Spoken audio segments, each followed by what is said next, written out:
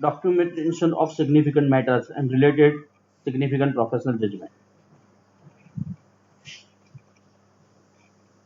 Whether the matter is significant or not, first of all we have to decide.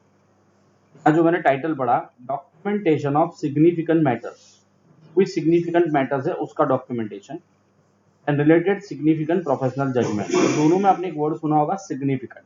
Significant मतलब important matter.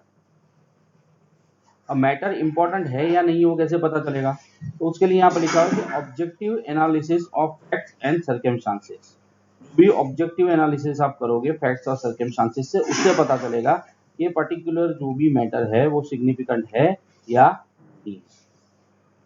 नीचे कुछ examples आपके साथ दिए हुए हैं। Matters that gives rise to significant risk, ये आपको दिख रहा होगा पहला, matters that gives rise to significant risk. अगर किसी की वजह से रिस्क में बहुत बड़ी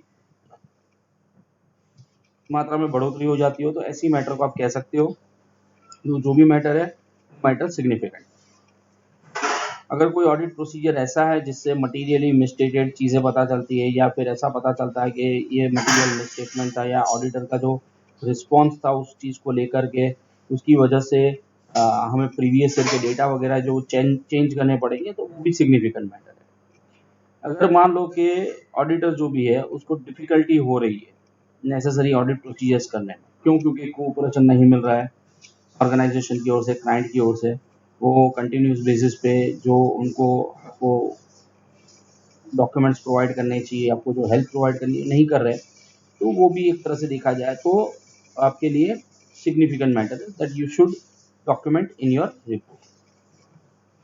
ऐसे कोई फाइंडिंग्स मिले जिसका मॉडिफिकेशंस हुआ और ऑडिट ओपिनियंस चेंज हुए जो जिसकी वजह से प्रॉब्लम आ जाए ऑडिटर्स रिपोर्ट के लिए, then also it is to be considered one of the significant matter.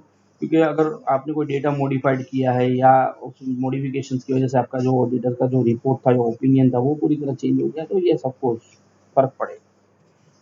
An important factor in determining the form, content and extent of audit documentation of significant matters is the extent of professional judgment exercise in performing the work and evaluating the results.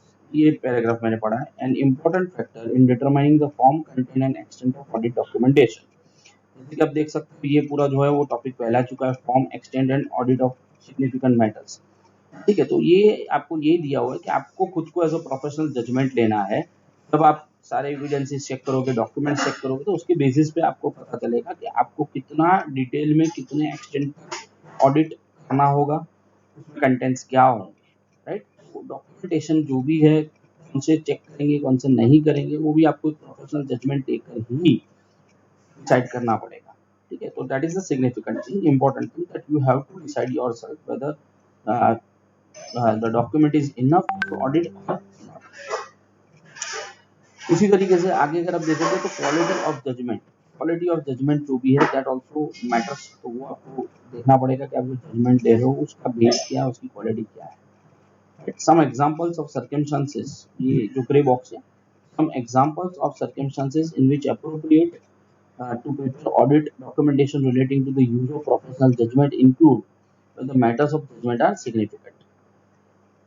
The rationale for such for the auditor's conclusion when requirement provides that the auditor shall consider certain information or factors and that consideration is significant in the context of a particular engagement. इसमें से नहीं बोला, एक example आपके साथ share करता हूँ कि पर्टिकुलर फैक्ट्स होते हैं, कुछ पर्टिकुलर एरियाज होते हैं जिसमें आपको एक्सपर्ट्स ओपिनियंस की ज़रूरत पड़ जाती है, जजमेंट लेने की ज़रूरत पड़ती है, तो वहाँ पर आपको एक्सपर्ट ओपिनियंस वगैरह जो भी है, जजमेंट जो भी है वो लेना चाहिए और उसमें भी चेक करना चाहिए कि एक्सपर्ट सिलेक्ट किया गया है, वो एक्सपर्ट प्रोसेस में सिलेक्ट किया गया है या नहीं किया गया। मतलब ऐसा नहीं है कल का कोई पास किया हुआ बंदा जो है जिसका एक्सपीरियंस 1 साल का, उससे आपने एक्सपर्ट बना दिया और कंपनी ने उसके पास से कोई जजमेंट ले लिया, एज एन ऑडिटर आपने भी उसको स्वीकार कर लिया। एक्सपर्ट किस तरह से सिलेक्ट हुआ है वो भी उतना ही सिग्निफिकेंट मैटर है, तो आपको वो प्रोसेस भी चेक करना चाहिए कि एक्सपर्ट का सिलेक्शन सही तरीके से हुआ है या नहीं हुआ है, राइट। तो यहाँ पर फ्रेंड्स ये हमारा जो टॉपिक था वो टॉपिक मैं खत्म कर रहा हूँ, documentation of significant matters and related significant professional judgement. जो भी प्रोफेशनल जजमेंट है जो इम्पोर्टेंट है उसका भी प्रॉपर डॉक्यूमेंटेशन होना चाहिए एंड ऑफकोर्स जो मैटर्स इंपॉर्टेंस रखते हैं उसका भी डॉक्यूमेंटेशन होना चाहिए। टॉपिक है डॉक्यूमेंटेशन।